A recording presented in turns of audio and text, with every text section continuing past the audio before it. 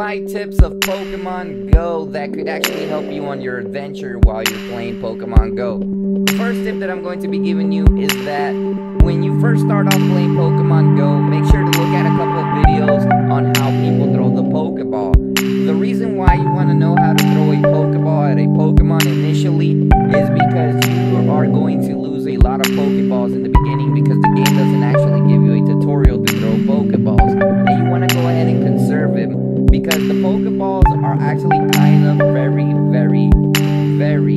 little in amount. Well, they give you a lot of Pokeballs when you start off, but you want to go ahead and try to conserve them a lot. Why? Because then later on in the game, you're probably going to end up paying for Pokeballs if you don't end up conserving them. And then you will probably have to go to Pokestops in order to get more Pokeballs and stuff like that. In order to level up faster in Pokemon Go, I recommend that you go to different locations where you find new Pokemon. Every time you find a new Pokemon, you will probably get roughly 600 experience points or more. And this will help you level up your character's levels to make it to level 5. So I recommend capturing new Pokemon that you can encounter as possible if you have time. Try to encounter all the new Pokemon, click on them as fast as you can to encounter new Pokemon. I also recommend capturing older Pokemon because they give you an easily points of the 100 experience points. So if you're good at capturing regular Pokemon, you might as well capture them in order to gain experience points while you go to different areas. So this will help you level up faster, and not only will it get you in no time to level up to battle the gym. The next tip that I recommend is to go to a location where different things are located. For example, if you go to a certain area, there may be a bunch of places that will have Pokestops, and they will also have gyms so you can go.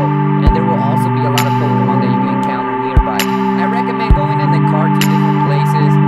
Most times in the park area, you will find different Pokemon all around it, simply because that's a park, and that will have the advantage of you capturing different Pokemon. So I recommend every time you're using the GPS, if you're in the car, cruise around and go to an area where there will be a lot of Pokestops and you'll see a lot of signs of Pokemon there. That usually means that you will get a bunch of perks when you go to these stops. And I recommend going in the car, personally finding these areas. But if you're in a park, just walk around the park and you'll probably find a lot of things.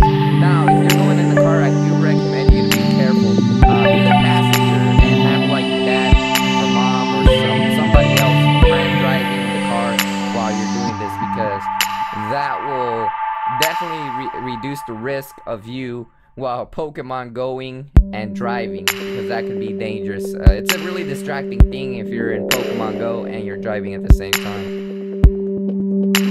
The next tip that I'm going to be giving you that is actually essential for your Pokemon to get stronger is that don't ever level up the first Pokemon that you get. For example, if you get your starter. The thing is that you want to collect as many Stardust that you can, because this will help you level up your Pokemon that will become stronger later on. Now, I understand that you may actually want a Charmander, but you're going to be able to encounter more Charmanders in the wild. Try to capture more Charmanders. They're kind of rare to encounter, but eventually you will encounter them randomly. So if you encounter a Charmander, you want to get more Charmander candy for it to evolve. I recommend that you get all the Charmander candies first before you actually evolve it, because it's going to be kind of weak, and I think it will be stronger when you evolve it into a Charmeleon. So make sure to get all the Stardust you can, and then once you get like different Charmanders, there could be one that has a higher CP, which will have a higher CP than the one that you currently have. So you're going to want to go ahead and evolve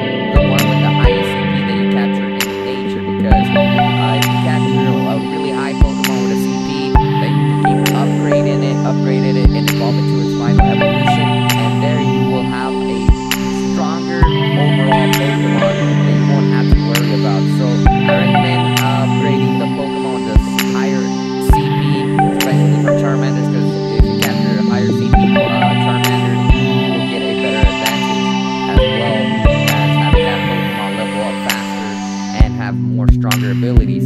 I recommend doing this, in my opinion, because this will help you evolve them with a much stronger stats, and that's what I think about that.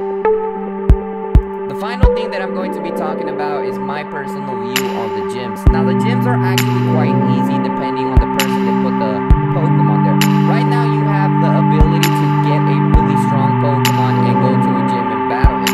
Not everyone has gotten a really strong Pokemon at these gyms that you can, so that means that you can actually beat these gyms easily if you get a higher level Pokemon. For example, in my area, since the game just came out, there's only some Pokemon that are pretty weak, like Eradicate, that probably have a CP of 136, or who knows, around there. And I have a Pinsir that's already at a 226, I believe, a CP. So I'll have the advantage to beat these gyms. But what you have to make sure is that you have to be prepared and know the weakness of the Pokemon in order before you actually battle that gym. I recommend that you have a really strong Pokemon with a CP, probably updated Stardust if it's a Pokemon that you want to evolve. So make sure to be careful with that, and then you'll be able to battle these gyms, and then probably leave a Pokemon there to transfer after you beat the gym, and leave that gym pretty strong with a strong Pokemon that will make it difficult for other players to actually go and defeat your gym. So that's the final tip that I recommend. And let me know in the comment section what tips you recommend for Pokemon Go. I'm still learning stuff through the game, but these are the tips that I personally found out that are really useful for me.